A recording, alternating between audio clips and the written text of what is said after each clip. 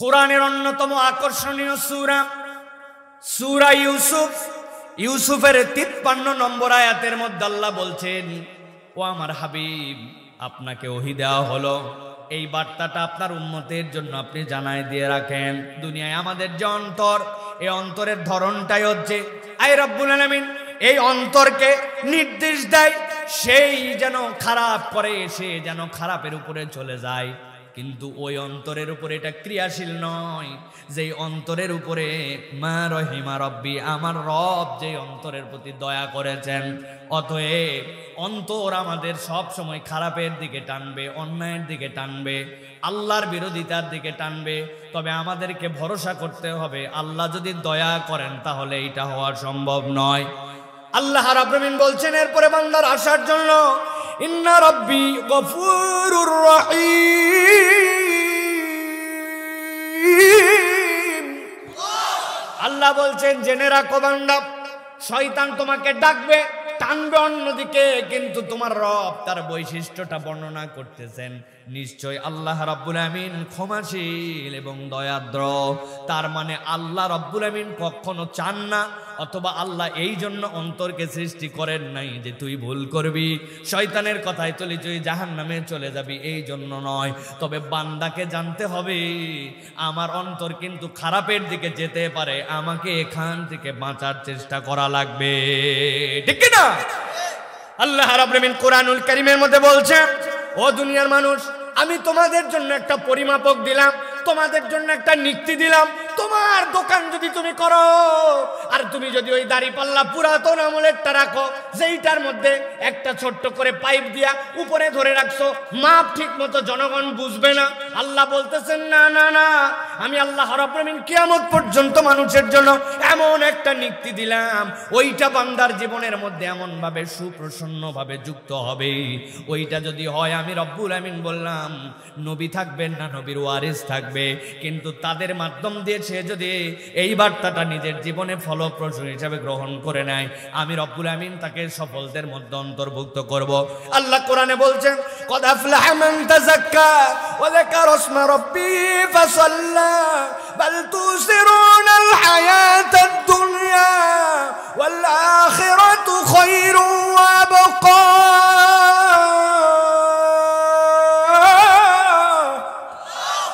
আল্লাহ বলছেন, ও আমার হাবিব আপনি জানায় রাখেন, কদ আফলাহা মান তাযাক্কা, সফল হয়ে গেছে যে নিজেকে পবিত্র করে ফেলেছে, ওয়া যাকারা ইসমা রাব্বিহি ফাসাল্লা। আর আল্লাহ বলছেন তার একটা পরিচয় হবে, সে আল্লাহর জিকির করে, আল্লাহর দিকে নিবিষ্ট হৃদয়ে আগায় আসে। আর এইটা বলে সে চুপ করে থাকে না, সে সালাত আদায় করে।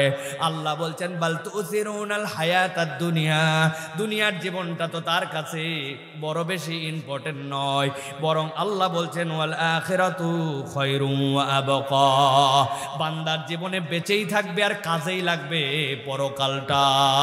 আল্লাহু আকবার। ইমাম ইবনুল কাইয়্যিম বলছেন, গভীর মনোযোগে ঠান্ডা মাথায় কথাটা মাথার মধ্যে ঢুকায় রাখেন, দুনিয়ার উদাহরণটা বান্দার কাছে কেমন হবে।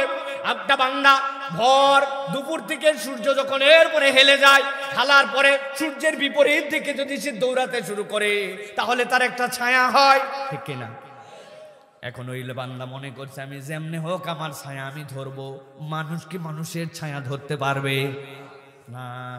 ইমাম ইবনুল কাইয়্যিম বলছেন, তুমি যদি তোমার ছায়ার পেটে ছোট, তুমি ধরতে পারবা না, কিন্তু বান্দা যদি জেনে ফেলে আমি যতক্ষণ অস্তিত্বে আছি, দাঁড়াতে পারলে আমার একটা ছায়া হবে, আমার ছায়ার পিছে দৌড়ানো লাগবে না, ছায়ায় আমার অনুগামী হবে। বান্দা যদি একবার আখিরাতমুখী জীবন যাপন করে, দুনিয়া তার পিছে দৌড়াবে। আর বান্দা যদি নিজের ছায়া ওই দুনিয়ার পিছে দৌড়ায়, সময়ও বরবাদ হবে, ছায়াও কোনোদিন খুঁজে পাবে না, ঠিক কিনা? এখন জিজ্ঞাসা হচ্ছে, কদ আফলাহা, সফল হয়েছে সে, মান তাযাক্কা, যে তাজকিয়া করেছে। এই তাজকিয়ার মানে কি? কি করলে বুঝবো আমি সফল হয়েছি? তাজকিয়ার ডেফিনেশন কি? তাজকিয়ার ডেফিনেশনের ব্যাপারে বলা হচ্ছে, কদ আফলাহা মান তাযাক্কা মানে মান শাহিদা আল্লা ইলাহা ইল্লাল্লাহ ওয়া জাআলাল আন্দাদ ওয়া শাহিদা আন্নী রাসূলুল্লাহ। দুনিয়ার মানুষ যদি দুইটা সাক্ষ্য দেয়, সে সফল হয়ে গেছে। 1 নম্বর সাক্ষ্য দিছে আল্লাহ ছাড়া কোনো ইলাহ নাই, আর সাথে সাথে খারাপ কাজ বাদ দিয়েছে। আর 2 নম্বর সাক্ষ্য দিছে মুহাম্মদ সাল্লাল্লাহু আলাইহি সাল্লাম আল্লাহর রাসূল। এই 2টা সাক্ষ্যের উপর যদি অটল অবিচল থাকে, আল্লাহ বলছেন সে প্রাথমিকভাবে তার অন্তরকে পরিশুদ্ধ করেছে। সুবহানাল্লাহ। এখন তো আমরা এখানে যারা আছি সবাই তো আশহাদু আল্লা ইলাহা ইল্লাল্লাহ বলছি, ঠিক কি না? তার মানে তো আমরা সবাই পবিত্র নাকি? পবিত্র। কিন্তু বুঝের জায়গা যদি ক্লিয়ার না হয়, তাহলে এটার দ্বারা আমাদের বিপদ আছে। আমি বলছি আশহাদু আল্লা ইলাহা ইল্লাল্লাহ, আল্লাহ ছাড়া কোনো ইলাহ নাই। ইলাহ মানে কি? আপনাকে আপনার চলা ফেরা বলা করা যা কিছু লাগবে, যিনি আপনার জন্য নিয়ম বানায় দিয়েছেন, ওই নিয়ম যিনি বানায় আপনাকে ওই নিয়ম ফলো করতে বলছেন, তিনি হচ্ছেন ইলাহ। তিনি কে? এখন আপনি বলছেন আমানতু বিল্লাহি ওয়া মালাইকাতিহি ওয়া কুতুবিহি, বলি কিনা ভাই? আশহাদু আল্লা ইলাহা ইল্লাল্লাহর পরে আপনাকে এটা বলতে হবে। ওইটার মানে আমি সাক্ষ্য দিলাম। কিন্তু আমানতু বিল্লাহ মানে কি? আয় আল্লাহ, আমি আর সাক্ষ্যের উপরে নাই, আমি মেনে নিলাম, তুমি যা বলছো সেইটা আমি মানি। আল্লাহকে কি দেখছি আমি? আমানতু বিল্লাহ, আল্লাহ তোমার প্রতি আমি ঈমান আনলাম, মেনে নিলাম তোমাকে তুমি আসো। ওইটা আমি বুঝি বা না বুঝি আমি মেনে নিছি। এরপরে বলছি ওয়া মালাইকাতিহি, আমরা কি ফেরেশতা দেখতে পাইছি ভাই? কিন্তু বিশ্বাস করছি আমাদের ডানে ফেরেশতা, বামে ফেরেশতা, প্রত্যেক দিন একটা মানুষকে গাইড করার জন্য কমসে কম 21টা ফেরেশতা তার পিছনে আছে। আল্লাহু আকবার। মাইনে নিছি আল্লাহ। আল্লাহ এরপরে বলছেন সবচেয়ে ইম্পর্টেন্ট হচ্ছে ওয়া কুতুবিহি, তুমি আল্লাহ রাব্বুল আলামিনের কিতাবকে মেনে নিয়েছো। আল্লাহর কিতাব মানে আসমান থেকে অবতীর্ণ যা হয়েছে সবগুলাই আল্লাহর কিতাব। ওই কিতাবের ভিতরে যা কিছু আছে সব কিছু মানার নাম হচ্ছে ঈমান, ঠিক কি না? বুঝে বলবেন কিন্তু, ঠিক কি না? বলছেন তো অনেক জোরে ঠিক। কিন্তু আপনি যদি এখনই বলা হয় যে আল্লাহ রাব্বুল আমিন কোরআনুল কারীমের মধ্যে এমন বিধান দিয়েছেন যে এইটার মধ্যে আল্লাহ বান্দাকে বলেছেন, বান্দা তুমি কখনো মিথ্যা কথা বলতে পারো না, সৎ মানুষের সাথে থাকবি, তুমি জিনা ব্যভিচারের কাছাকাছিও যেতে পারো না, আল্লাহ হারাম করেছেন তোমার জন্য ফাহেশা করা, এটাকে আল্লাহ নিষেধ করে দিয়েছেন, সুদের কারবারের সাথে তুমি জড়িত হতে পারো না, আল্লাহ এই বিধানগুলা দিয়েছেন। ওই বান্দা নামাজও পড়ে, রোজাও রাখে, মিথ্যাও বলে, সুদও খায়, ঘুষও খায়, অন্যায় করে, এরকম বান্দা আসেনি? যদি থাকে তাইলে আল্লাহর বিধানে পড়েন, রোজা আল্লাহর বিধানে করেন, হজ আল্লাহর বিধানে করেন। আসেন আমরা পেনাল কোড যেইগুলো আছে, মানে যেইগুলো আইন কানুন আছে, যেইগুলো একটা চোর চুরি করলে ফলাফল পাবে, ওইটা আল্লাহর বিচার দিয়ে করি। অর্থনীতিটা আল্লাহর বিচার অনুযায়ী সুদমুক্ত ভাবে করি। কোনো নারী যদি বেইজ্জতি হয়, তাহলে তার ইজ্জত দেওয়ার জন্য ইসলাম যেইভাবে পাথর নিক্ষেপ করার কথা বলেছে, ওই আইনে দেশটা চালাই, এর পক্ষে আমরা চলি। এই কথা বললেই এক দল আমাদের মতো লোকের গায়েও ট্যাগ লাগায়। এই হুজুর মনে করছিলাম দল করে না, এখন দেখি এইটাও দলের কথা বলে। আছে কিনা? আমি তাদের জন্য বহু জায়গায় প্রায় প্রত্যেক মাহফিলে এখন ইচ্ছা করে বলি, কোন একটা লোক যদি এই কোরআন শরীফ হাতে নিয়ে বলছে হুজুর 15 পারা পর্যন্ত আমার গবেষণা করা শেষ, আল্লাহর দয়ায় 15 পারা পর্যন্ত আমার কোনো মন্তব্য নাই, সব কিছু আমার কাছে ক্লিয়ার, বাকি 15 পারা একটু ভাবা লাগবি, এখনো গবেষণা করতে পারি নাই, তাহলে সে হচ্ছে 50% মুসলমান, তাই তো না? অর্ধেক মানছে আর অর্ধেক মানতে পারে না, এখন 50%। কত পার্সেন্ট? 0। আচ্ছা, অত দূর পরীক্ষা নিলাম না, সে সব মানছে, কেবল সূরা কাউসারের ব্যাপারে তার কিছু কথা আছে। ইন্না আতাইনা কাল কাউসার, কবে কিভাবে আল্লাহ কাউসার দিলেন আমি তো এখনো বুঝে উঠতে পারি নাই, অতএব কাউসারের ব্যাপারে আমার ধারণা পরিষ্কার না, আগামীতে দেখি কতদূর কি হয়। পুরা কোরআন মানছে, খালি একটা কাউসারের ব্যাপারে তার একটু ঝামেলা আছে, তাহলে সে হচ্ছে 99.99% মুসলমান। কত? তাহলে এই লোক যে বলল আমানতু বিল্লাহি ওয়া মালাইকাতিহি ওয়া কুতুবিহি ওয়া রুসুলিহি, তাহলে ওর কি কিতাব মানা হইছে? কথা বললেন না হইছে? তাহলে এই পার্টির মধ্যে যারা আছে তাদেরকে বাঁচানোর কোনো উপায় বের করা লাগবে কিনা? বের করা লাগবে না? বাঁচানোর উপায় বলা লাগবে না? আমি আপনাদের কাছে অত্যন্ত গবেষণা করে একটা বাঁচার উপায় বাইর করছি, আপনারা রাজি থাকলে এখন বলে দিব। বুঝে বলেন, রাজি আছেন? ফিরি ফিরি না, যাওয়ার সময় মোসাফা করে অন্তত 20 থেকে 50 টাকা করে দেওয়া লাগবে। দেবেন? বলে হুজুর টাকা আনা হয়নি, কয় টাকা আনিছি ভাড়ার জন্য, খুচরো নেই। এগুলো বললে হবে না। যদি বুদ্ধি পছন্দ হয় তাহলে 50 টাকা যাওয়ার সময় দেওয়া লাগবে। রাজি আছেন? দেখেন তো এই বুদ্ধি দিয়ে এখন থেকে আমরা যে কালেমা বলছি, এখন থেকে আমরা সুন্দর করে এটা চেঞ্জ করে নিব। এখন থেকে বলবো আমানতু বিল্লাহি ওয়া মালাইকাতিহি ওয়া কিছু কুতুবিহি। চলবে না? আচ্ছা ঠিক আছে, আরো সুন্দর করে বললাম প্রয়োজনে, আমানতু বিল্লাহি ওয়া মালাইকাতিহি ওয়া যদ্দুর বুঝি তদ্দুর কুতুবিহি। কাজ হবে না? এই বুদ্ধিতে হুজুর 1 টাকা দেওয়া যাবে, কবরে পার পাওয়া যাবে না। না না, আপনার মাথায় কাজ করলেও মানা লাগবে, কাজ না করলেও মানা লাগবে। ওর নাম হচ্ছে আমানতু বিল্লাহি ওয়া মালাইকাতিহি ওয়া কুতুবিহি। আপনি নিজের তাজকিয়ার কথা বলতেছেন, কিন্তু আল্লাহর আইনের কথা শুনলে আপনার অন্তর জ্বলে। কোরআনের পক্ষে ডাকলে আপনার ভিতরে উসখুস করে। আল্লাহর রাজনীতির কথা বললে আপনি সেই জায়গাতে নোংরা কিছু খোঁজেন। এইরকম মুসলমান আমাদের সমাজে আছে কিনা? মসজিদে দুনিয়াবি কথা বলা হারাম আছে না ভাই? যেই কথা দুনিয়াবি মসজিদে বলা হারাম, ওইটা মসজিদের বাহিরে বলাও হারাম, ঠিক না? ব্যাকল আল্লাহ নবী সবকিছু মসজিদ থেকে চালালেন, তুমি দুনিয়াবি কথা বলতে কি বুঝাইছ? 2 জন লোক আসছে, মারা গেছে বাপ, এখন 2 জনের মিরাসনামা কেমনে বন্টন হবে? মা বেঁচে আছে, দাদা বেঁচে আছে, এখন মিরাসনামার জন্য বিধান নিতে আসছে।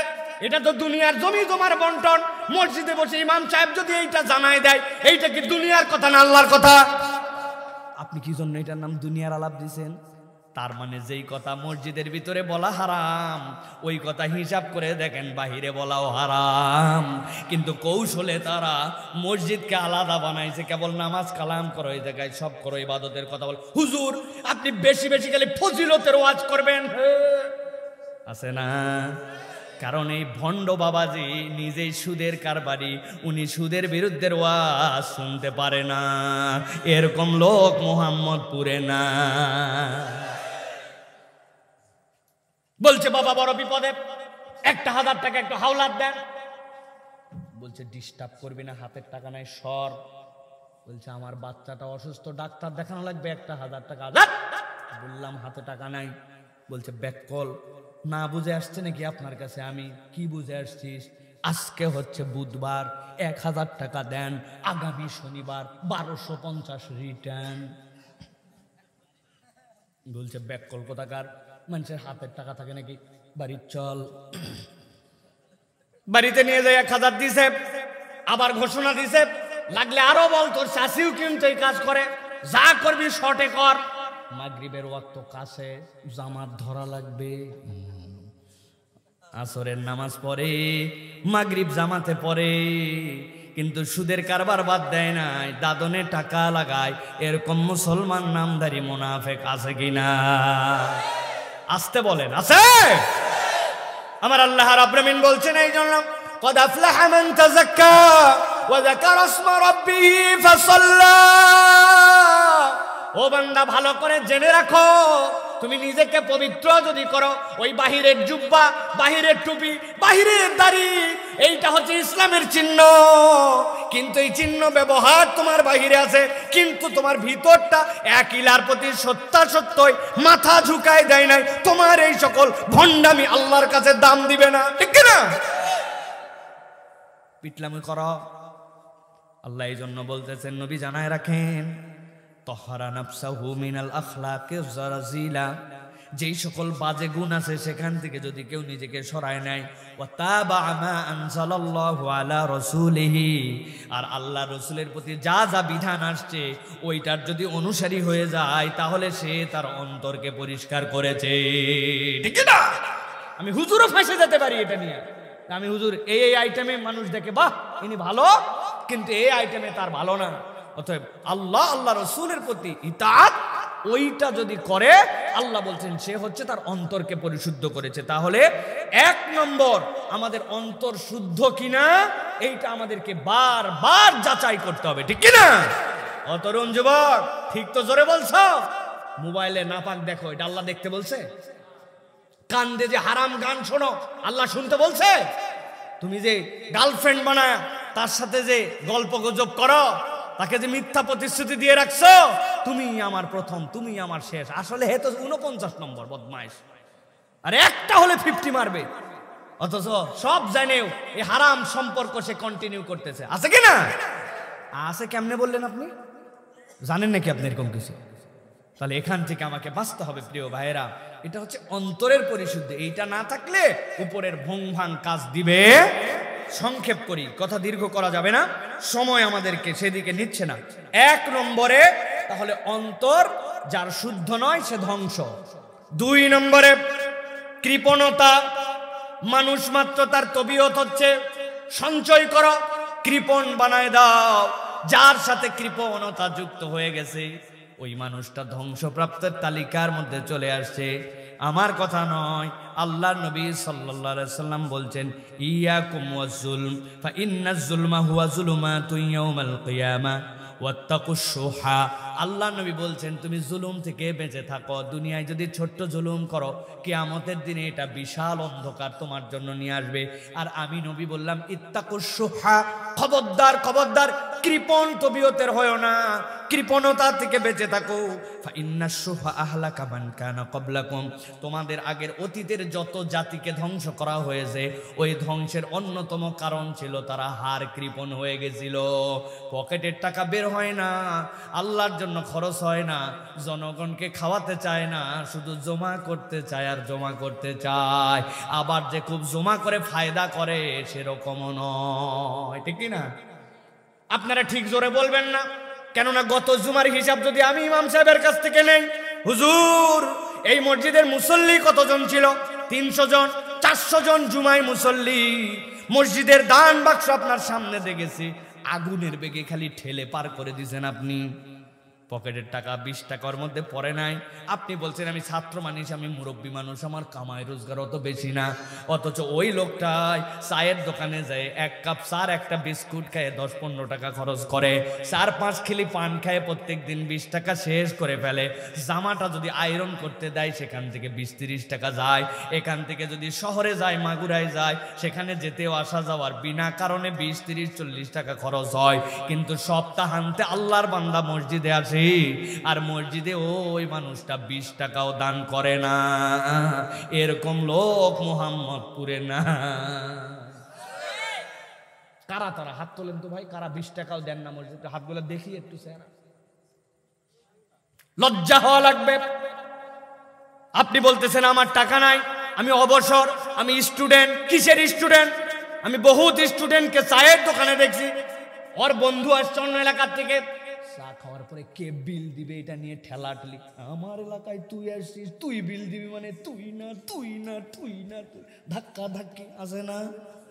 ওই সময় তুমি টাকা দিতে স্টুডেন্ট ফলাও না, কিন্তু আল্লাহর ঘরে 8 দিন পরে মসজিদে 20 টাকা পকেট থেকে বের হয় না। নবীজি বলছেন ওয়াত্তাকুশ শুহা, কৃপণতা থেকে বাঁচো, এইটা তোমার রোগ, এইটা তোমার রোগ।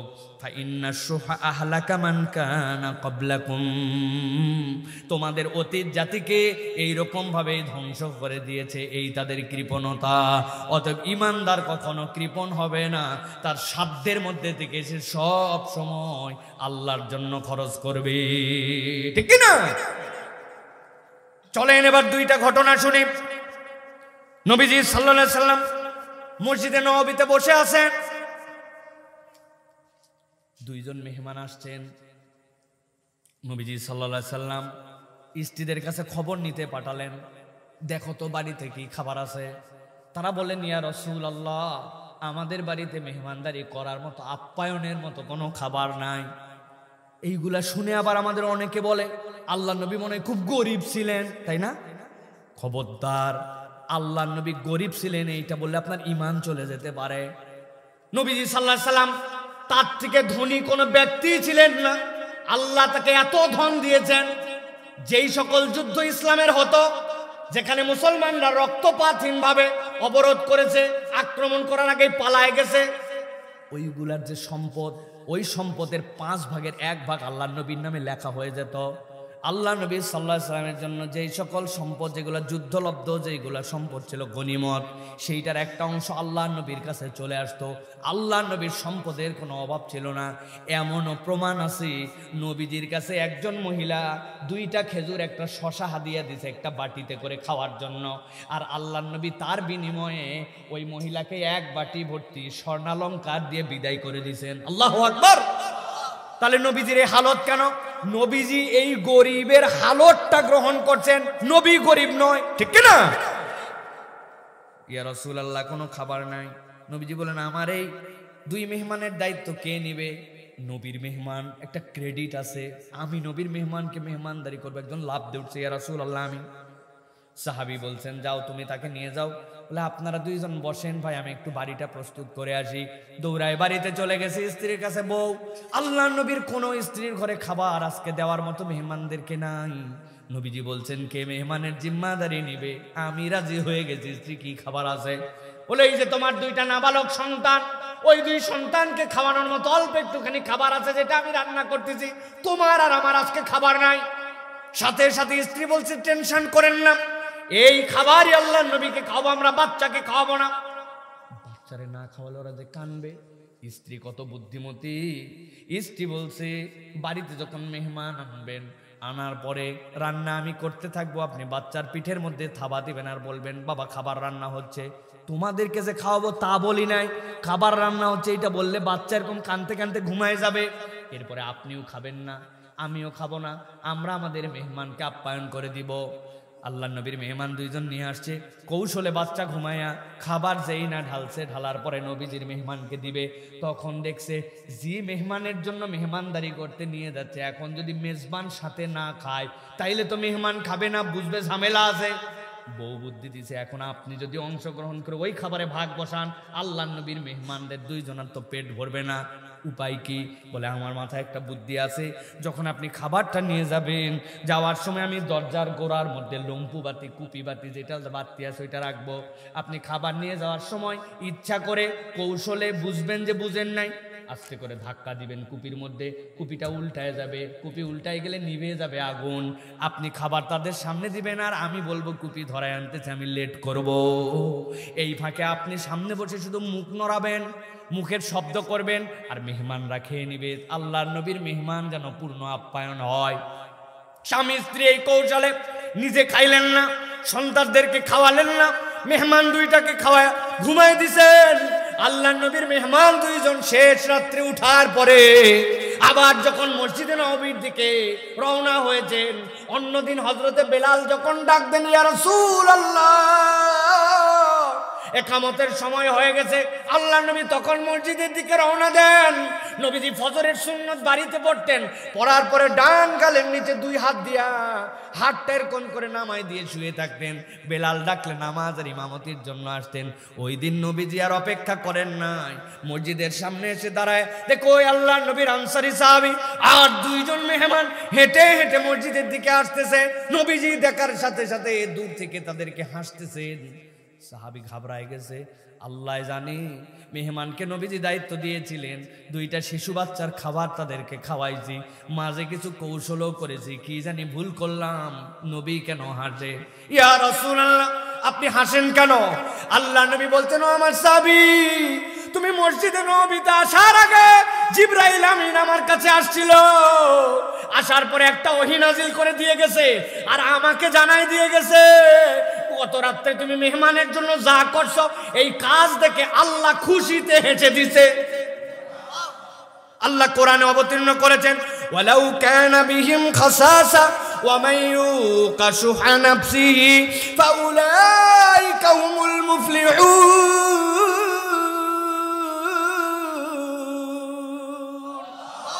মনে করো না তাদের প্রয়োজন ছিল না, তার দিলে ক্ষুধা ছিল, স্ত্রীর পেটে ক্ষুধা ছিল, বাচ্চাগুলা ক্ষুধায় কাঁদতে কাঁদতে ঘুমাই গেছিল। প্রয়োজন যে ছিল না, প্রয়োজন ছিল, কিন্তু নিজের প্রয়োজনের উপরে অপর ভাইকে প্রায়োরিটি দিয়েছে। আল্লাহ বলছেন আল্লাহ এত খুশি হন কেউ যদি কৃপণতা ত্যাগ করে যদি আল্লাহর দেওয়ার সম্পদ থেকে বিলাতে শুরু করে। আল্লাহ বলছেন উলাইকা হুমুল মুফলিহুন, আল্লাহর কাছে যে সফল কামদের তালিকা আছে রব্বুল আলামিন ওই তালিকায় তাদের নাম উঠায় নেন। সুবহানাল্লাহ। তাহলে কৃপণতা মুমিনের স্বভাব হবে না। আল্লাহ বলেছেন ওমিম্মা রাযাকনাহুম ইউনফিকুন, তাফসীর দীর্ঘ হয়ে যাবে, আমি ওইদিকে যাচ্ছি না। আল্লাহ বলছেন আমি যে রিজিক দিয়েছি সেই রিজিক থেকে তুমি খরচ করো। আর আমি বানাইছি আমার চাল, আমার ধান, আমার হোটেল, আমার আয়, আমার ব্যবসা, আমার জমি, আমার গম, আমার সরিষা, আমার আবাদ সব আমার। আল্লাহ বলছেন আমি না দিছি ওমিম্মা রাযাকনাহুম ইউনফিকুন, আমার দেওয়া থেকে তুই আবাদ করিস। আপনার জমি কি সুন্দর করে আপনি ধান লাগান আর বোরিং করে পানি নেন। আমার দাদা তো বোরিং করে নিচে পানি জমা রেখে গেছিল ট্যাঙ্কিতে, ওই পানি তুলে তো আমি আবাদ করি না। হ্যাঁ, আমার নানা আর আমার নানার আব্বা এরা হচ্ছে সূর্যের মধ্যে জ্বালানি ঢুকাই দিয়ে গেছিল, ওই সূর্যের আলো আসে তারপরে আমার আবাদ হয় না। সূর্য আল্লাহর, পানি আল্লাহর, জমিন আল্লাহর, ফুটানি আমার, তাই না? আল্লাহ এই জন্য বলছেন মিম্মা রাযাকনাহুম ইউনফিকুন, বদ ঢুকাও। মুত্তাকি হলে তাকওয়ার পথ হচ্ছে তুমি আল্লাহর জন্য খরচ করো। আপনি খরচ করবেন না, আপনি নিজেকে শেষ করে ফেলতেছেন, আল্লাহর কাছে বাতিলের দপ্তরে নাম উঠে যাচ্ছে। বুঝি না আমরা। হার কৃপণ এখন মুসলমানের হাত পকেটের থেকে বের হয় না। এই জন্য কৃপণতা করা যাবে। এই জন্য আল্লাহ রাব্বুল আলামিন সূরা আল ইমরানের মধ্যে বিস্তারিত এই বিষয়ে কথা আছে। আল্লাহ রাব্বুল আলামিন বলেছেন ওয়ালা ইয়াহসাবান্নাল্লাযীনা ইয়াবখালুনা বিমা আতাহুমুল্লাহু মিন ফাদলিহি ওয়া হুয়া খায়রুল লাহুম বাল হুয়া শাররুল লাহুম। আল্লাহ তাদেরকে যে নিয়ামত দিলেন সেখান থেকে যে কৃপণতা করে, মনে করে এটার দ্বারা আমি জমা করলাম। নবীজি বলছেন ব্যাককল, তুই যা খাইয়ে গেলি আর যা খরচ করে গেলি ওইটাই কবরে যাবে, বাকিটা তোর কিচ্ছু যাবে না। তুই জড়ো করে তাদের জন্য রেখে গেলি, ওরা ওইটা দিয়ে কি করবে তুই জানিস না। নিজে খায় না পর্যন্ত, নিজে একটা ভালো জিনিস কিনে না, খালি জড়ো করে রাখে। এরকম মুসলমান আছে কিনা? কয় টাকা বাঁচানোর জন্য মাইলের পর মাইল হাঁটে, ওই টাকা রেখে যাচ্ছে যার জন্য, সে যে কি করবে সেটাও সে জানে না। এই জন্য নবী বলছেন, কোরআন এসেছে, তুমি মনে করো এইটা বোখালাত করা তোমার জন্য ভালো, আল্লাহ বলছেন এটা তোমার জন্য খারাপ। আল্লাহ বলছেন সাইয়ুতাওয়াকুনা মা বাখিলু বিহি ইয়াউমাল কিয়ামা। আল্লাহ বলছেন গলার মধ্যে একটা বেড়ি লাগায় দেওয়া হবে তাদের জন্য, ওই বেড়ি পরায়ে যে বিষয়ে তারা কৃপণতা করেছিল সেইটাকে আমাদের দিন বুঝায় দেওয়া হবে। এইটার মানে হচ্ছে যাকাত। আপনার কাছে 1 লক্ষ টাকা 1 চন্দ্র বছর যদি থাকে, আপনার কাছে যদি 7.5 ভরি গোল্ড থাকে, আল্লাহ বলছেন 1 লক্ষ টাকার মালিক তুই নয়, 97,500 টাকার মালিক তুই, আর ওই 2,500 টাকার মালিক আল্লাহ। ওই বান্দা হিসাব করে যাকাতও দেয় না, আল্লাহর জন্য দানও করে না, মনে করছে আমার কামাই আমি আবার কি জন্য খরচ করব। অতএব বখালত করলে আল্লাহর কাছে নিজের ধ্বংসের তালিকায় চলে যেতে হতে পারে, ঠিক না? তাহলে আমরা কি আল্লাহর জন্য খরচ করতে রাজি হব তো ইনশাআল্লাহ? এটা হলো 2 নম্বর। এবার চলেন 3 নম্বর। 3 নম্বরে ধ্বংসপ্রাপ্ত তারা, দাম্ভিক যারা। দুনিয়ার এরকম কিছু মানুষ আছে দাম্ভিকতা করে চলে। ওরে ভাব আছে না ভাই, একটা দামি একটু কেটস কিনছে, একটু শার্ট কিনছে, ওরে আর পাওয়া যায় না। হাতের মোবাইলটা একটু দামি উঠছে, বাপরে বাপ, ডাঁট ডাঁট ভাব ভাব আছে না ভাই? আল্লাহ রাব্বুল আলামিন বলছেন লা জারামা আন্নাল্লাহা ইয়ালামু মা ইউসিররুনা ওয়া মা ইউলিনুন ইন্নাহু লা ইউহিব্বুল মুস্তাকবিরিন। আল্লাহ বলছেন ও দুনিয়ার মানুষ, তুমি যা গোপন করো সেটা জানে কে? যা প্রকাশ্য সেটাও জানে কে? আল্লাহ বলছেন নিশ্চয় আল্লাহ দাম্ভিক এবং অহংকারীকে পছন্দ করেন না। দুনিয়ায় মানুষের চলাফেরা হতে হবে বিনয়ী। তবে এইখানে একটা কথা মনে রাখতে হবে, বিনয়টা বাহিরের প্রকাশ নয়, বিনয়টা অন্তর থেকে আসা লাগে, ঠিক না? একজন সম্মানিত লোক, ওসি সাহেব, চেয়ারম্যান সাহেব, যার পাওয়ার আছে তার সামনে যায় তো আপনি হুজুর হুজুর করবেনই, ঠিক না? কিন্তু যেই লোকের কোনো পাওয়ার নাই, কিচ্ছু নাই, তখনও আপনার অন্তরটা তার জন্য বিনয়ী। আপনার আচার আচরণে এলাকার মানুষ বলে ভদ্র ছেলে, কিন্তু আপনার সামনে বলতে পারে না, কিন্তু পিছনে বলে বেয়াদব, ঠিক কিনা? এরকম আপনাদের এলাকার একটা জাতীয় বেয়াদব আছে, আছে না? ভালো করে আপনারা বুঝে খান, আমার বোঝার দরকার নাই। আল্লাহ রাব্বুল আলামিন লোকমান আলাইহিস সালামকে দিয়ে জানাইছেন, তিনি তার সন্তানকে কতগুলো উপদেশ দিয়েছেন। তার মধ্যে একটা উপদেশ, ওয়ালা তুসাইর খাদ্দাকা লিন্নাস ওয়ালা তামশি ফিল আরদি মারহা। তুমি কখনো মানুষের দিক থেকে তোমার মুখ ফিরাই নিও না। বড় জটিল আমল ভাই, জটিল আমল। মানুষের দিক থেকে মুখ ফিরাই নেওয়ার মানে কি ভাই? অনেকগুলো ব্যাখ্যা আছে। তার মধ্যে একটা আল্লামা রাগিব ইসফাহানি আখলাকুন নবীর ভিতরে বলেছেন, নবীজি একদিন সাহাবীদেরকে নিয়ে ইশার নামাজের জন্য দাঁড়ায় গেছেন। ইকামত শেষ, নবীজি মুসাল্লায় মেহরাবের দিকে আগাবেন, এমন সময় একজন বেদুইন আসছে। সে নবীজির হাতের মধ্যে হাত দিয়া জিজ্ঞাসা করতে শুরু করছে, ইয়া মুহাম্মদ কি ফালুক, কে ফাতবারক, কে ফালওয়ানুক, তুমি কেমন আছো, তোমার খবর কি, পরিবারের অবস্থা কি? তুমি তো জানো না আমার অবস্থা খারাপ, আমার এই সমস্যা। সে সাহাবীরা বলতেছে ইকামত হয়ে গেছে, এশার নামাজের জন্য মুসল্লি দাঁড়াচ্ছে, তোমার যত গল্প আছে পরে করতে পারো না, কি লাগাইছো? বলে থাকলে বুঝে থাকলে বলেন তো, ইকামতের জন্য ইমাম দাঁড়ানোর পরে কেউ যদি ইমাম সাহেবের হাত ধরে গল্প করতে শুরু করে, মেজাজ ঠিক থাকবে? ব্যাককল হলেও মানুষ এত ব্যাককল হয় নাকি? সাহাবীরা তো এরকম তবিয়তের না, কিন্তু আমি মানবীয় গুণ বোঝানোর জন্য বলছি। তাহলে কিরকম পেরেশানি, সারেই না, মনে হচ্ছে ওর জন্মের গল্প এখনই দাঁড়াইছে। আল্লামা রাগিব ইসফাহানি বলছেন, এই হাদিস বর্ণনা করে আমার নবীর যত চরিত্র ছিল তার মধ্যে একটা চরিত্র ছিল, কোন ব্যক্তি তার দিকে কথা শেষ করে মুখ ঘুরাই নেওয়ার আগে আল্লাহর নবীর জীবনে নিজের মুখটা আগে আগে তার দিক থেকে ঘুরাতেন না। আল্লাহু আকবার। এই জন্য দাম্ভিকতা এইটা পরিহার করতে হবে। আল্লাহ বলতেছেন, ওয়ালা তুসাইর খাদ্দাকা লিন্নাস ওয়ালা তামশি ফিল আরদি মারহা। জমিনের উপরে ভাব নিয়ে, ভঙ্গি নিয়ে, কি হনুরে, এই মুড নিয়ে চলার কোনো কারণ নাই। বিগত 17 বছর যারা কি হনু ভাব নিছিল, মাত্র 10-15 দিনের মধ্যে আল্লাহ থাপ্পড় দিয়ে তাদেরকে নামায় দিছে। আবার যদি কেউ কি হনুত হতে চায়, আল্লাহ তাদেরকেও নামানোর ক্ষমতা রাখে কিনা? বুঝে চলেন, মনে করেন না একবারে বাতাস বদল হয়ে গেছে। বাতাস মাঝে মাঝেই চেঞ্জ হবে। বাংলাদেশের বাতাস আর একরকম থাকবে না। বেয়াদবি করলেই তারা থাপ্পড় খাবে, ঠিক কিনা? কারণ এই জেনারেশনের ইয়াংরা বুঝে ফেলছে এই বাংলাদেশ আর মুরব্বীদের দ্বারা পরিচালিত হবে না, ইয়াংদের দ্বারা পরিচালিত হতে হবে, ঠিক কিনা? কারণ এই মুরব্বীদের মধ্যে আমরা নেফাকি দেখছি যুগ যুগ। এক কাপ চা আর এক বিড়ি দিয়া কত বুড়া বেটা যে ইমান বেচছেই দেশে, এটার কোন ইতিহাসের শেষ নেই, ঠিক কিনা? আল্লাহ বলতেছেন, ইন্নাল্লাহা লা ইউহিব্বু কুল্লা মুখতালিন ফখুর। আল্লাহ প্রত্যেক যেই সকল অবাধ্য অহংকারী তাদেরকে আল্লাহ রাব্বুল আমিন পছন্দ করেন না। অতএব আমাদেরকে 3 নম্বরে হিসাব করে চলতে হবে। আমার আচার আচরণ চলাফেরায় যেন কখনো দাম্ভিকতার প্রকাশ না হয়, ঠিক আছে তো ভাই?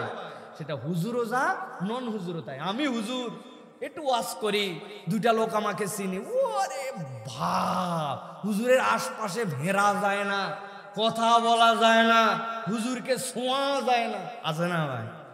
এ ভাব নিয়ে কি লাভ ভাই? এ ভাবের কোনো দাম নাই। মাঝে মাঝে বুঝানোর জন্য বলি, নিচের মানুষের মূল্য কম না। আগেকার বাটকারা যেগুলো রাখতো, প্রথমে 1 কেজি রাখতো, এরপরে 500 গ্রাম, 200, 150, তার উপরে 20 সাজানো। দেখেননি মুরব্বীরা বাটকারা? এটা তো 20, নিচে অনেক 100 বসে আছে, সে তার জান্নাত কনফার্ম করে ফেলছে, আর আমি ওয়াজ করতেছি। তো ভাব নিয়ে কি করব? আল্লাহ জানো এই আমলের দ্বারা, এই নসিহতের দ্বারা আপনাকেও কবুল করেন, আমাকেও কবুল করেন, ঠিক কিনা? দাম্ভিকতা, ভাব, হ্যাডামগিরি খবরদার কখনো যেন রুচির মধ্যে না আসে। একটু পোশাক, আমার বাপের পরিচয় অনেকে গরম দেয়, ঠিক না?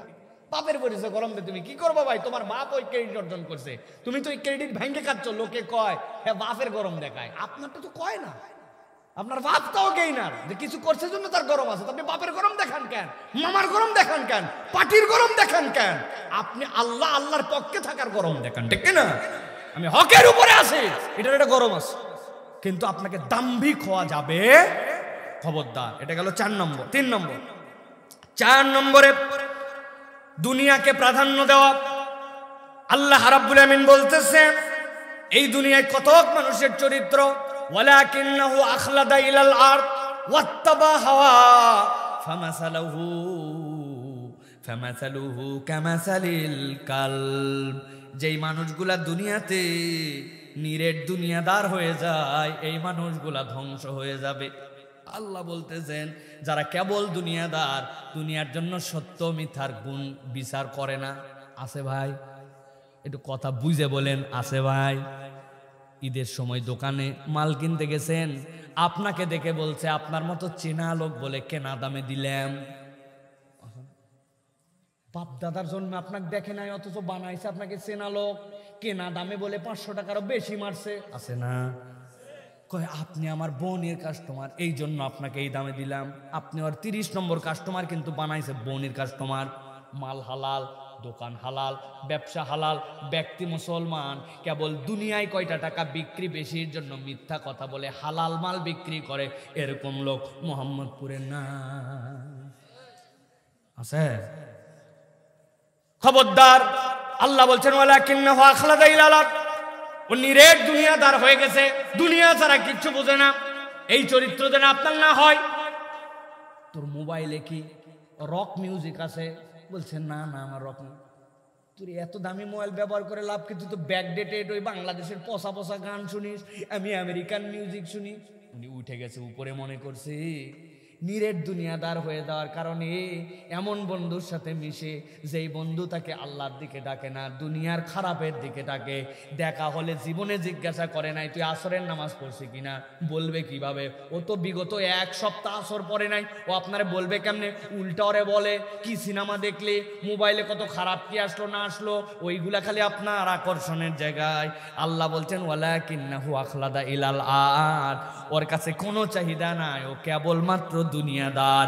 এই দুনিয়াদার যদি হয়ে যায়, আল্লাহ বলছেন এই ব্যক্তির উদাহরণ আল্লাহর কাছে কুত্তার মতো। নাউজুবিল্লাহ বলেন। কেন? কারণ ওই কুকুরকে আল্লাহ বলছেন ইন তাহমিল আলাইহি আলহাস আও তাতরুকু আলহাস, ওরে পিপাসার্ত হলেই জিহ্বা বের হয়ে যায়, ও লাল পড়তেই থাকে শীতে গরমে, ছোট দিনে বড় দিনে। আল্লাহ বলছেন তুমি নিরেট দুনিয়াদার যদি হও, কেবল তোমার ধ্বংসই না, তোমার দুনিয়া আখেরাতের কোনোদিন তৃপ্তি মিটবে না। আল্লাহ বলছেন তোমাকে লালায়িত লাঞ্ছিত দুনিয়া আখেরাতে। তাহলে এখান থেকে আমাদেরকে বাঁচতে হবে প্রিয় ভাইরা, আমার প্রাধান্য পাবে। রাজি আছেন তো? বলছেন তো আছে, কিন্তু মাঠের মধ্যে ধান লাগাতে লাগাতে জোহরের আজান হয়েছে, বলছে যে জোহরের আজানের সময় এখন যদি উঠে আবার জামাত পরে আছে, আবার গোসল করে কি বাকি ভুঁই নিরান দেওয়া যাবে না? এই কথা বলে উনি আসর কাবার করে দিছে, আছে না মুসলমান? খেজুরের গাছ কাটার সময় এত বড় দাড়িওয়ালা খ্যাস করে মাল কাজ বান্ধু, চাচা কি ব্যাপার? বলছে বাবা উপরে কাঁটা বাঁধে কি মরবনি নাকি, এই 2 মিনিট গাছ লাগায় আবার আসবনি। উনি ফরজ তরফ করে ফেললো। তাহলে এটা খেজুরের গাছের রসের উপরে আপনি আল্লাহর বিধানকে প্রাধান্য দিচ্ছেন। জমি লাগানো আল্লাহর দেওয়া জমির উপরে নামাজকে প্রাধান্য দিচ্ছেন না জমির প্রাধান্য দিচ্ছেন? একটু বাড়ির যে বুঝ করে দেখেন, বুঝ করে দেখেন সৌন্দর্যের প্রকাশ। এই করার জন্য মহিলারা ওয়াজ শুনতে আসছে। আহা চাষি আইছে একটা 60 বছর, বোরখা পরে, হাত মুজা, পা মুজা, ইরে বাবারে সব ঢাকা। উনার মিন্স বন্ধ হয়ে গেছে, পিরিয়ড বন্ধ হয়ে গেছে, 60 বছর বয়স, হাত মুজা পা মুজার বিধান আল্লাহ তারে দেয় নাই, শাহওয়াত নাই। সাথে আবার যেটা গ্যাটিস ধরে আনছে হাতে করে, ওইটা 18 বছর, 3 পিস। তবে 2 পিস বোঝা যায়, আরেক পিস গলার এদিক দিয়ে নলি দিয়ে নামায় পিছন দিকে দিছে। আসেনি ভাই? কি ব্যাপার? আপনার মেয়ের পর্দা নাই কেন? বেহায়া কেন? বলছে বাবা এত রাগ করিস না, আমিও বিয়ার পরেই পর্দা ধরছি, আমার নাতিও বিয়ার পরে পর্দা ধরবে। কি বললেন আপনি? আপনি আপনার নিজের মনকে, দুনিয়াকে আল্লাহর উপরে প্রাধান্য দিলেন। হাসতেছেন? চাচা বলতে লাগলে ফাঁসে যাবেন। বহু ভুঁয়ে কাজ করতে গেছিলেন সকালবেলা, লোকজন মনে করছে চাচা খুব কাম লাগো, ফজরের সময় মাঠে চলে যায়। আসলে গেছে ওর সাথে যার জমি লাগানো, ওই ভুঁইওয়ালা এখন আইল কাটে পারে নাই, উনি আইল কাটার নাম করে 4 আঙ্গুল জমি ঠেলে। এরকম প্রচুর মুরব্বী এখানে বসে আছে। আল্লাহ বলতেছেন তুমি আল্লাহর বিধানের উপরে দুনিয়াকে প্রাধান্য দিছ, ধ্বংস। অতএব আমাদেরকে এখান থেকে বাঁচতে হবে। প্রিয় ভাইরা, ইবনে মাজাহ একটা কথা বলেছেন। ইবনে মাজাহ তিনি বলছেন পার্থিব চিন্তা, ভালো করে পয়েন্টটা মনে রাখেন। ইবনে মাজাহ বলছেন পার্থিব চিন্তা যাকে মোহগ্রস্ত করবে, মানে মোহের মধ্যে ঢুকে গেছে, দুনিয়া তাকে আষ্টে পিষ্টে ডানে বামে সামনে পিছনে চলতে ফিরতে, মানে সব কিছুর মধ্যে যে একটা ধান্দা করে, ওই যে অত ভালো ভালো না টাইপের। শুনছেন না, এক মহিলা নাকি গ্রামে ছিল, যে কোনো মহিলাকে বিয়ের পরে দেখানোর জন্য তাকে নিয়ে যেত, চাচি দেখতো সব ঠিক আছে কিনা, ওই সব ঠিক আছে, চোখটা সুন্দর না, ও বাবা। আরেকটা দেখছে দেখে সব ঠিক আছে, কয় কান অত ভালো না, সব ঠিক আছে, আরেকজনের কাছে কি মুসিবত, কোনো না কোনো একটা খুঁত ওই মহিলা বাইর করবেই। শেষে এমন একটা মহিলাকে দেখাইছে যার সব ঠিক, সব দেখে তো দেখছে হায় হায়, চুলে ঠিক, কানে ঠিক, নাকে ঠিক, রঙে ঠিক, হাইটে ঠিক, সব ঠিক। চাচি কেমন, বলছে অত ভালো ভালো না। এখন দুনিয়া এমন ভাবে মোহগ্রস্ত করছে, যা খুঁজে তার মধ্যেই দুনিয়া খুঁজে। ইমাম ইবনে মাজাহ বলছেন তার কাজকর্ম তিনটা অস্থিরতার মধ্যে পড়বে। 1 নম্বর, আল্লাহ তার জীবনটা অস্থির করে দিবেন। 2 নম্বর, দারিদ্রতা তার সাথে নিত্য সঙ্গী হবে, হয় আর্থিক নয় মানসিক, 1000 টাকা থাকার পরে দরিদ্রতা যায় না। 3 নম্বরে, পার্থিব ততটুকুই সে পাবে যতটুকু তার ভাগ্যে আছে, কিন্তু অস্থিরতা ফুরাবে না। আর যদি কোনো ব্যক্তি আখিরাতকে উদ্দেশ্য করে তার জীবন চালায়, ইবনে মাজাহ রাহিমাহুল্লাহ বলতেছেন আল্লাহ তার কেমনে কেমনে যেন সব ঠিক করে দিবেন। আল্লাহ রাব্বুল আলামিন তার অন্তরকে ঐশ্বর্যমণ্ডিত করে দিবেন, অনেক কিছু থাকবে না, কিন্তু বুক ভরা একটা প্রশান্তি নিয়ে চলবে। আর 3 নম্বরে, দুনিয়া স্বয়ং তার সামনে এসে হাজির হয়ে যাবে। তাহলে আমাদেরকে 4 নম্বরে খেয়াল রাখতে হবে, দুনিয়াকে প্রাধান্য দেওয়া যাবে না। প্রিয় ভাইয়েরা, আপনাদের ক্ষেত্রে এক্ষেত্রে একটা জিনিস মনে পড়েছে, সেটা আমি মনে করছি যে আপনাদেরকে বলা দরকার। সেটি হচ্ছে প্রিয় ভাইয়েরা, এখন আমাদের এই যে সুন্দর একটা শীতকাল আসছে না, শীতকালকে সাহাবায়ে কেরাম বলতেন যে এটা হচ্ছে আমাদের জন্য ইবাদতের বসন্তকাল। সুবহানাল্লাহ বলেন। 5টা আমল, এর মধ্যে 4টা আমল প্রায় দিনই করেন, কিন্তু নবীজি সাল্লাল্লাহু আলাইহি ওয়াসাল্লাম এগুলোকে একটু গুরুত্ব দিতে বলেছেন। শীতের আমল, 1 নম্বরে ওযু করার সময় ধৈর্য ধরে ওযু করা। শীতকাল তো তাড়াহুড়া, ওযুতে ফাঁকি। ওযু কেমনে হলো, পায়ের গোড়ালিটা ধোয়া হলো কিনা, এখন একটু পা ফেটে যায়, নবীজি বলছেন ওয়াইলুল লিকাবি মিনান নার, তোমার পায়ের গোড়ালি যদি ঠিকমতো ধোয়া না হয় জাহান্নামে নিয়ে যাবে। আপনি শীতকাল আল্লাহর জন্য ওযুটা মনোযোগ দিয়ে করতেছেন, নবী বলছেন যে ব্যক্তি ঠান্ডার দিনে কষ্ট সহ্য করে সুন্দরভাবে ওযু করে, আল্লাহ রাব্বুল আলামিন তার জন্য জান্নাতের দরজাগুলো খুলে দিবেন। তাহলে বি কেয়ারফুল, শীতের দিনে ওযুটা সুন্দর করে করব, ঠান্ডা পানি, কিন্তু ওযু যেন আমাকে মিস না করায়। 2 নম্বরে, তাহাজ্জুদ এবং নফল নামাজ আদায়। এই 7:30টায় এশা, 5:30টায় ফজর, এই এক লম্বা রাত, এক পর্যায়ে ঘুমই ধরে না, ঘুম কভার হয়ে যায় ফুল। এই সময় আপনি যদি একটু নফল সালাত তাহাজ্জুদের জন্য ওঠেন, শেষ রাত্রে কি ঠান্ডা, মানুষের বিছানাটা আরাম, ছাড়তে চায় না, আপনি লম্বা রাত, আপনি একটুখানি ওই রাত্রে উঠলেন। এই জন্য বলা হচ্ছে শীত হচ্ছে মুমিনের জন্য বসন্তকাল, রাতগুলা সে ইবাদতে কাটাবে। সুবহানাল্লাহ বলেন। 3 নম্বরে, শীতের দিনে রোজা। কতটুকু ভাই, সূর্য উঠতে উঠতে 10টা পার, উঠেই জোহর, জোহর শেষ মানে আসর মাগরিব হয়ে গেল। সাহাবায়ে কেরাম এই জন্য শীত দিনের বেলা রোজা রাখা সহজ। মহিলাদেরকে বলবো, আপনার অনেক কাজা রোজা আছে, হিসাব করে দেখেন, অনেক রোজা আছে আপনার মিন্সের কারণে যেগুলো রাখতে পারেন নাই, আগামী রমাদানের আগে রোজা রেখে ফেলেন। সোম বৃহস্পতি মিস করেন না, আইয়ামে বীজের রোজা রাখেন। শীত হচ্ছে এই জন্য বসন্তকাল, রাত ইবাদতের জন্য, দিন হচ্ছে রোজার জন্য। এটা আমাদেরকে চেষ্টা করতে হবে। 4 নম্বর, জামাতে সালাত আদায়। শীতের দিনে সবচেয়ে কঠিন, যেতে চাই না, কুয়াশা, সূর্য, এমন অবস্থা, কিন্তু আপনি জামাতের জন্য ডেডিকেটেড হয়েছেন। নবীজি বলছেন যে ব্যক্তি ফজরের নামাজ জামাতে পড়ে, সে যেন পুরো রাত ইবাদত করবে। পারবে কেউ পুরো রাত ইবাদত করতে? কিন্তু আল্লাহ নবী বকশিসটা তার জন্য দিয়েছেন। দয়া করে ফজরের জন্য টিম বানান, অনেকে বলে ফজরে উঠতে পারি না। আমি বলি আপনি ওঠার টার্গেটই করেন না, উঠবেন কেমনে? আপনি কোনোদিন ইমাম সাহেবকে বলছেন আমাকে কল দিয়েন, যেই লোক নামাজ পড়ে তাকে বলছেন পিটায় হলেও আমাকে মসজিদে নিয়ে যাবি? আসমান থেকে আপনারা জাগাবে নাকি? আপনার জাগানোর বন্ধু লাগবে, জাগানোর সার্কেল লাগবে।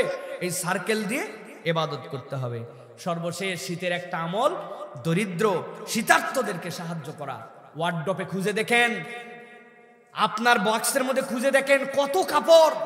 আপনি 100 টাকা একটা শীত নিবারণের মানুষকে কাপড় কিনে দিলেন, শীতার্তদের জন্য একটু ব্যবস্থা করে দিলেন, তার জন্য একটা কম্বল হাদিয়া করলেন, আপনার যা সামর্থ্য আছে।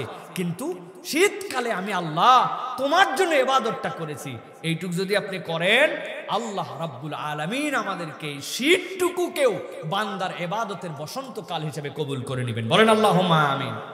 সর্বশেষ দুটা পয়েন্ট বলে শেষ করে দেই। 5 নম্বর, শয়তানের কুমন্ত্রণা। আল্লাযী ওয়াসওয়াসু ফি সুদুরিন নাস। শয়তান কুমন্ত্রণা দিবে, কিন্তু ওই কুমন্ত্রণার উপরে কখনো নিজেকে দায়েম এবং কায়েম রাখা যাবে না। সেখান থেকে বেঁচে আমাদেরকে আল্লাহর দিকে ডেডিকেটেড হবে। যদি এর উপরে থেকে যায়, আমল ধ্বংস। আল্লাহ কোরআনে বলছেন, কামাসালিশ শাইতান ইয ক্বালা লিল ইনসানি উকফুর ফালাম্মা কাফারা ক্বালা ইন্নী বারীউম মিনকা ইন্নী আখাফুল্লাহ রাব্বাল আলামিন। শয়তান বলে অপরাধ কর, যখন করে ফেলে বলে আমি আর তোর সাথে নাই। এরকম বন্ধু আছে না ভাই? এখান থেকে আমাদেরকে বেঁচে থাকতে হবে। শয়তানের কুমন্ত্রণা এটা যেন কখনো আমাকে গালেব না হয়, এখান থেকে আপনাকে বাঁচতে হবে। 6 নম্বরে, সম্পদ এবং প্রভাব প্রতিপত্তির লোভ। আমাদেরকে যখন এটা লোভী করে চলে, আমাকে ক্ষমতা নিতে হবে, পাওয়ার নিতে হবে, কমিটিতে ঢুকতে হবে, মসজিদের সভাপতি হতে হবে। এতদিন নামাজ পড়লাম, মসজিদের একটা কমিটির মধ্যে আমি আসলাম না, আছে না ভাই? কমিটির পাওয়ার দেখায়, গরম দেখায়, বাহাদুরি দেখায়, ক্ষমতা, প্রভাব প্রতিপত্তির লোভ আল্লাহর কাছে ধ্বংসপ্রাপ্তের তালিকায়। মুসলমান দায়িত্ব চেয়ে নিবে না, মানুষ উপযুক্ত মনে করলে তাকে দায়িত্ব দিবে, ঠিক কিনা?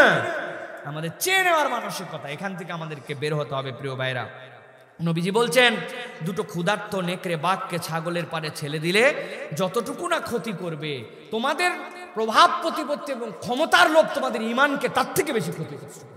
অতএব আমাদেরকে এখান থেকে বাঁচতে হবে। সর্বশেষ যে আমলের কারণে আমরা ধ্বংসপ্রাপ্তদের তালিকায় হই, যেটা আমাদের সকলের আছে, আমি সহ আমার বেশি, আমাদের সকলের গোপন পাপ। একসাথে বলেন তো, কি বলছি? আরেকবার বলেন, শেষ আরেকবার বলেন, গোপন পাপ। আল্লাহ রাব্বুল আলামিন বলছেন, ওয়াযারু যাহিরাল ইসমি ওয়া বাতিনাহু ইন্নাল্লাযীনা ইয়াকসিবুনাল ইসমা সায়ুজজাউনা বিমা কানু ইয়াকতারিফুন। আল্লাহ বলছেন, তোমাদের প্রকাশ্য এবং গোপন সব গুনাহগুলোকে তোমরা পরিহার করে ফেলো। আল্লাহ বলছেন, নিশ্চয় যারা গুনাহ কামাই করবে, এই কুকর্মের ফলাফল তাকে বুঝায় দেওয়া হবে।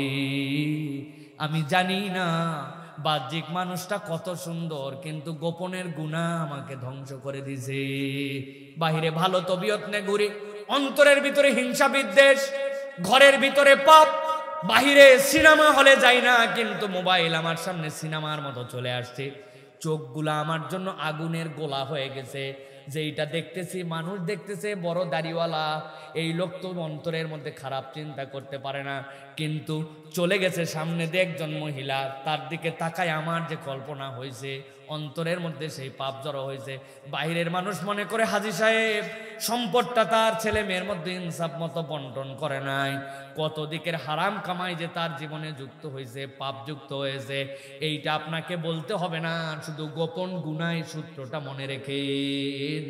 আমার জীবনে যদি গোপন গুনাহ থাকে, আল্লাহ বলছেন সায়ুজজাউনা বিমা কানু ইয়াকতারিফুন, তার এই কুকর্মের যা যা যা আল্লাহর কাছে কিন্তু করায় গন্ডায় বুঝায় দেওয়া হবে।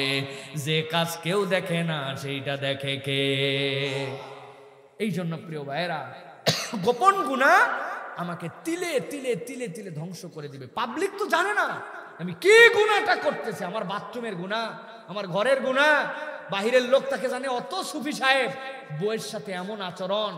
বাইরের লোক জানে ওরে ভাবি ভালো মানুষ, কিন্তু স্বামীর সাথে তার যে আচার আচরণ, এটা তো বাইরের লোক জানে না। এটা তো আপনার অন্তরে, ঘরে, অন্তর্মহলে, ব্যক্তিগত জীবনে। এখান থেকে আমাদেরকে বাঁচতে হবে। পারবো তো ইনশাআল্লাহ? আল্লাহ আমাদেরকে তৌফিক দান করেন। ইমাম শাফি রহমতুল্লাহর একটা কথা বলে আজকে শেষ করব। তিনি বলছেন মানব জীবনে সবচেয়ে কঠিন কাজ হচ্ছে তিনটা। কয়টা বলেন, কয়টা? এটা আমাদের শেষ ডোজ। ইমাম শাফি বলছেন তিনটা কাজ মানব জীবনে ভীষণ কঠিন। এক নম্বরে সম্পদ কম থাকা অবস্থাতেও দান করা। সম্পদ কম, পকেট টানাটানি, কিন্তু দান করা অত সোজা নয়। দুই নম্বরে একাকী থাকা অবস্থায় গুনাহমুক্ত থাকা। আমি একাই আছি, personal room, personal phone, personal laptop, personal life, personal house, personal career. আমি যখন একা একদম, ওই সময় গুনাহমুক্ত থাকা, কারণ শয়তান ওই সময় সবচেয়ে বেশি আক্রমণ করে। আর তিন নম্বরে যাকে ভয় করেন এবং তার কাছে কিছু আশাও করেন, তার সামনে সত্য কথা বলা। লোকের ভয় করি, আবার তার কাছ থেকে আশাও আছে। আপনার বস, চাকরি আছে উনার কাছে, আবার উনার কাছে ভয়ও করি যেহেতু বস, কিন্তু তার সামনে একটা সত্য কথা উচ্চারণ করা। লিডার, সবাই তেল মারে পাম মারে, আপনি জানেন এটা বদমাইশ, আশা আছে ভয়ও আছে, তার কাছে যে একটা সত্য কথা বলে। ইমাম শাফি বলছেন এর থেকে কঠিন কাজ আর নাই, কিন্তু যে করে সেই ইমানদার। সুবহানাল্লাহ। আল্লাহ আমাদেরকে এর উপরে আমল করার তৌফিক দান করেন। আল্লাহ রাব্বুল আলামিন আমাদেরকে জিকিরে ফিকিরে এবং আল্লাহ রাব্বুল আলামিনের অনুগত বান্দাদের তালিকায় আমাদেরকে অন্তর্ভুক্ত করেন। বল আল্লাহুম্মা আমিন।